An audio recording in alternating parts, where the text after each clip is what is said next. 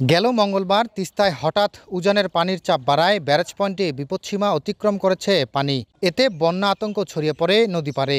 রাতে পানির চাপে লালমনিরহাটের হাতীবান্ধা উপজেলার ধুবনী ও উত্তর এবং পূর্ব ডাউগাবাড়ি এলাকার ৩টি বাঁধ ক্ষতিগ্রস্ত হয়।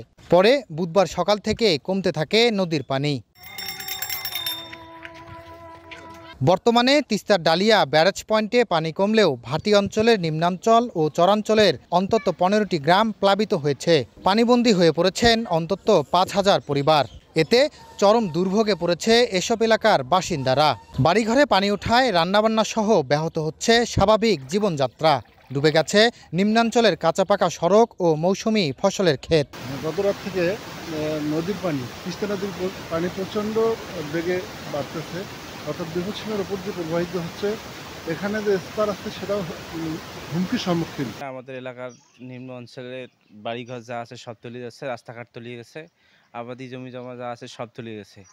পানির কারণে গরু, ছাগল, হাঁস, মুরগি, মানুষ, ছোট ছেলে মেয়ে সবার খাওয়ার খুবই সমস্যা এবং রান্না বান্না করার প্রসেস নেই। বাড়িঘর পানি উঠছে, গরু ছাগল নিয়ে অনেক অসুবিধা। এমনি নিচু এলাকা, মানুষের আয় উন্নতিও কম, এখানে খানা দানার ব্যবস্থা তেমন একটা ভালো না।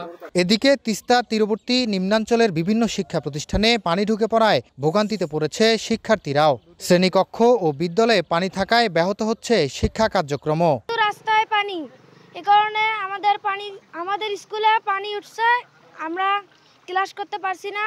ক্লাসেও পানি ঢুকছে, আমাদের স্কুল হচ্ছে না।